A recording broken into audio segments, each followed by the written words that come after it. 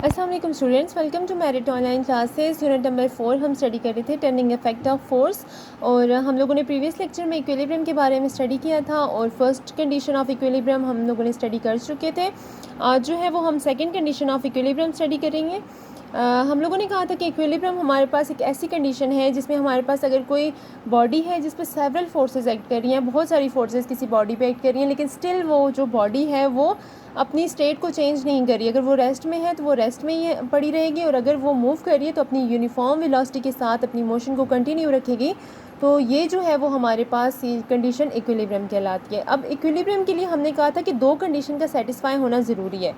अगर कोई बॉडी दो कंडीशन को सेटिस्फाई करती है तो वो बॉडी इक्विलिब्रियम में होगी, अदरवाइज़ वो बॉडी इक्विलिब्रियम में नहीं होगी। तो फर्स्ट कंडीशन में हमने ये बोला था कि उस बॉडी पे जितनी भी फोर्सेस लग रही हैं, अगर उन सब का सम ज़ीरो हो, ठीक है, जितनी भी फोर्सेस उस पर लग रही हैं, उसका वेट, उसकी जो नॉर्मल फोर्स उस पर लग रही है, एयर की फोर्स लग रही है, उस पर लेफ्ट वर्ड राइट वर्ड जितनी भी फोर्सेस लग रही हैं, उन सब का सम हमारे पास अगर ज़ीरो होगा तो वो बॉडी जो है वो रेस्ट में होगी या फिर यूनिफॉर्म मोशन कंटिन्यू करेगी, तो वो बॉडी क्या होगी हमारे पास इक्विलिब्रियम में होगी। लेकिन अगर कोई बॉडी इस कंडीशन को सेटिस्फाई नहीं करती, उस पर जो फोर्सेस हैं वो एक दूसरे को बैलेंस आउट नहीं कर रही है, उनका सम ज़ीरो नहीं हो रहा, तो वो बॉडी इक्विलिब्रियम में नहीं होगी। ये फर्स्ट कंडीशन ऑफ इक्विलिब्रियम थी। आज हम सेकंड कंडीशन ऑफ इक्विलिब्रियम को स्टडी करने जा रहे हैं कि इसके अलावा हमारे पास कौन सी ऐसी कंडीशन है जो कि सेटिस्फाई हो तो बॉडी इक्विलिब्रियम में होती है। तो स्टूडेंट्स, हम सेकंड कंडीशन ऑफ इक्विलिब्रियम में ये कहते हैं कि फोर्सेस के ज़ीरो होने के साथ साथ सम ऑफ टॉर्क, ठीक है, टॉर्क अब हमारे पास क्या है, टर्निंग इफेक्ट ऑफ फोर्स है, ठीक है, ऐसी फोर्स जो कि बॉडी में रोटेटरी मोशन प्रोड्यूस करती है। तो अगर हमारे पास sum of all the torque acting on a body is zero, then body will be in equilibrium state. अगर हमारे पास जो बॉडी है उस पर जितने भी टॉर्क लग रहे हैं, ठीक है, अब टॉर्क की हमने टाइप्स भी पढ़ी हुई हैं। एक हमारे पास क्लॉकवाइज टॉर्क होता है और एक एंटी क्लॉकवाइज टॉर्क होता है। क्लॉकवाइज टॉर्क वो होता है जो हमारे पास क्लॉक की डायरेक्शन होती है, जिस तरह क्लॉक हमारे पास ऐसे मूव कर रही होती है, तो ये हमारे पास क्या है, क्लॉकवाइज टॉर्क है। और एंटी क्लॉकवाइज जो हमारे पास घड़ी है उस जिस डायरेक्शन में मूव कर रही होती है उसकी सुइयाँ, उसके अपोजिट अगर वो मूव कर रहा है लाइक इस तरह से, ठीक है, तो वो हमारे पास क्या है, एंटी क्लॉकवाइज टॉर्क है, ठीक है। तो अब इन दोनों हमारे पास जो हम लोगों ने ये जो है वो टॉर्क की जो टाइप्स हैं वो पढ़ी हैं। अगर इन दोनों टॉर्क्स का जो सम है हमारे पास वो ज़ीरो हो तो हमारे पास क्या होगी, वो बॉडी इक्विलिब्रियम में होगी। तो हम क्या कहते हैं, हमारे पास क्या है, according to this condition if the sum of all the torques acting on a body zero then the body is in equilibrium. Sum of क्या है, sum of all the torque acting on body should be zero, ठीक है। अब summation का word मैं यहाँ पे फिर यूज़ करूँगी। समेशन हमारे लिए क्या होता है, सम के लिए यूज़ होता है, ठीक है। Sum of all the torque equal to zero should be zero, ठीक है। हमारे पास यहाँ पे जितने भी टॉर्क एक्ट करें, अब फोर्सेस के बारे में हमने क्या कहा था कि वेट भी एक फ़ोर्स है, हमारे पास नॉर्मल भी फ़ोर्स है, लेफ़्ट साइड से भी फ़ोर्स लग रही है, राइट साइड से भी फ़ोर्स लग रही है। फोर्सेस हमारे पास डिफरेंट टाइप की थी, उन सब का सम ज़ीरो होना चाहिए। तो टॉर्क हमारे पास दो टाइप के, एक एंटी क्लॉकवाइज टॉर्क है और एक क्लॉकवाइज टॉर्क है। तो इन दोनों का सम हमारे पास ज़ीरो होना चाहिए। देखें, एंटी क्लॉकवाइज टॉर्क को क्या करना चाहिए, एंटी क्लॉकवाइज टॉर्क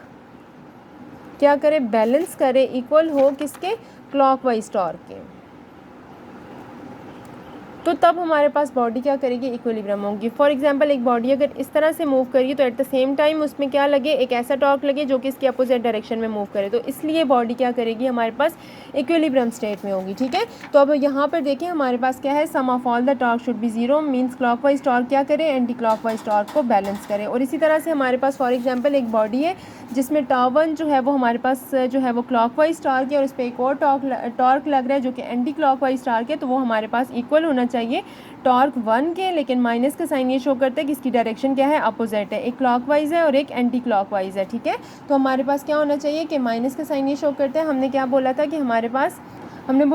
पास जो क्लॉकवाइज टॉर्क है उसको हम नेगेटिव लेते हैं और जो एंटी क्लॉकवाइज टॉर्क है उसको हम पॉजिटिव देते हैं। तो लेट से हमारे पास जो क्लॉकवाइज टॉर्क है, ठीक है, यहाँ पे क्लॉकवाइज टॉर्क वो किसको बैलेंस करे, एंटी क्लॉकवाइज टॉर्क को बैलेंस करे, तो तब हमारे पास जो बॉडी है वो किस में हो जाएगी, इक्विलिब्रियम में हो जाएगी। तो ये हमारे पास सेकंड कंडीशन ऑफ इक्विलिब्रियम आ जाती है, ठीक है। अब इसके लिए देखिए हमारे पास एक और आता है कि sum of all the torque, तो देखिए tau 1 plus tau 2 equals to zero. तो हमने क्या कहा कि हमारे पास sum of all the torque should be zero, तब हमारे हमारे पास बॉडी क्या होगी, वो इक्विलिब्रियम कंडीशन में होगी। अब देखिए हमारे पास आगे क्या आ जाता है, प्रिंसिपल ऑफ मूवमेंट आ जाता है। अब प्रिंसिपल ऑफ मूवमेंट में वो क्या कहता है, it says that a body will be in equilibrium if the sum of the clockwise movement balance the sum of anti clockwise movement taken over the same pivot. वो कहता है कि हमारे पास यहाँ पे जितना जो है वो सम ऑफ जो जितने भी हमारे पास टॉर्क जो है वो क्लॉकवाइज लग रहे हैं, अगर वो जितने टॉर्क्स हमारे पास एंटी क्लॉकवाइज लग रहे हैं उनको अगर वो बैलेंस आउट कर रहा है तो हमारे पास बॉडी क्या होगी, इक्विलिब्रियम में होगी। अब हम ये एक एग्जांपल करते हैं जिससे आपको ये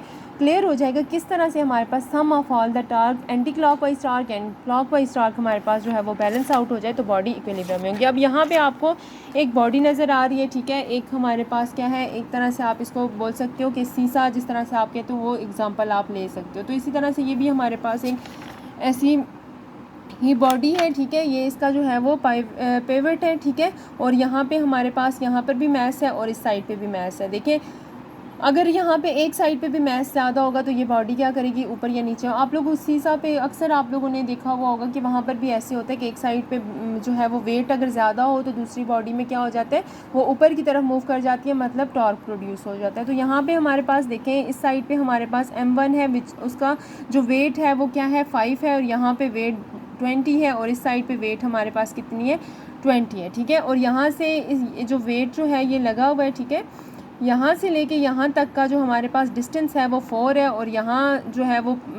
एक्सिस से लेके यहाँ तक का जो डिस्टेंस है वो हमारे पास क्या है,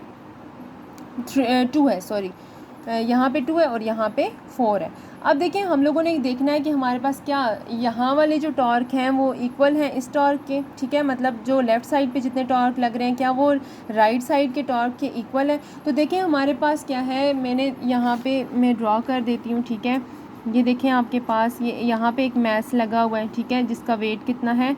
20 है, और यहाँ पे एक मैस लगा हुआ है जिसका वेट जो है वो हमारे पास 5 है, और यहाँ पे एक मैस लगा हुआ है जिसका वेट कितना है हमारे पास 20, ठीक है। और ये जो है वो यहाँ से एक्सिस से लेके यहाँ तक के कितने से डिस्टेंस पे है, 2 सेंटीमीटर के, और ये जो है वो 1 सेंटीमीटर के, और बिल्कुल एंड वाला कितने पे है, 4 सेंटीमीटर पे है, ठीक है।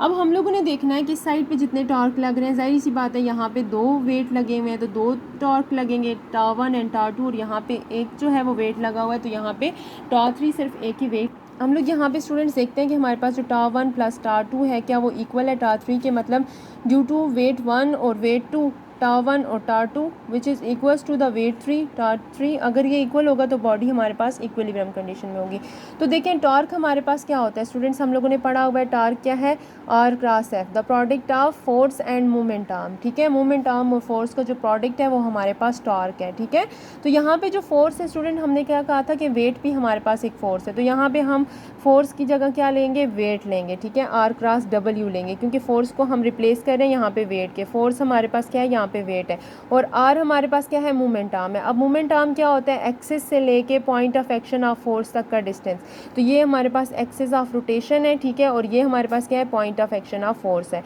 तो देखिए हमारे पास फॉर टा1 हमारे पास क्या है, R1 क्रॉस W, ठीक है। तो टा1 के लिए हमारे पास R1 कितना है, एक्सिस से लेके यहाँ तक का डिस्टेंस हमारे पास कितना है, point of action of force तक 4 सेंटीमीटर, ठीक है, खुद उसने दिया हुआ है यहाँ पर देखें 4 सेंटीमीटर, एक्सिस से लेके point of action of force तक का डिस्टेंस हमारे पास 4 सेंटीमीटर है, तो 4 लगा देंगे, ठीक है। और हमारे पास वेट कितना है जी, वेट इसका हमारे पास है 5, ठीक है, तो हमारे पास जो टा1 है वो कितना हो जाएगा, 20,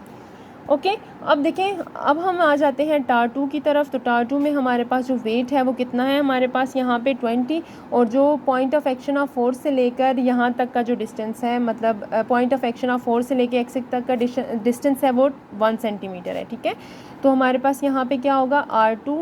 क्रॉस W, तो टा2 हमारे पास R की वैल्यू क्या है, 1, ठीक है, डिस्टेंस हमारे पास 1 है, देख लें 1 है, ठीक है, यहाँ से लेके यहाँ तक का, और जो वेट है वो कितना है 20, तो टा2 हमारे पास कितना हो गया 20 सेंटीमीटर, ठीक है, सॉरी सेंटीमीटर नहीं न्यूटन मीटर हमारे पास वैल्यू आती है,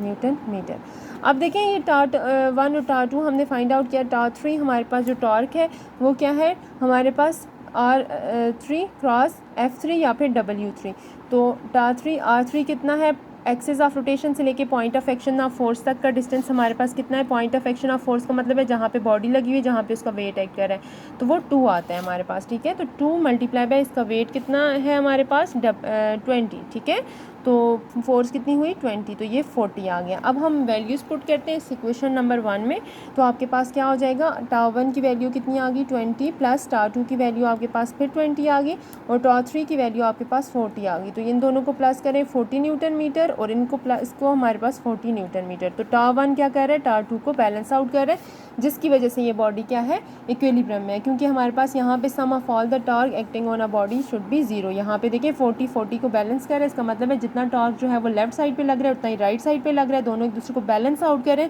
जिसकी वजह से ये बॉडी क्या है, इक्विलिब्रियम में है।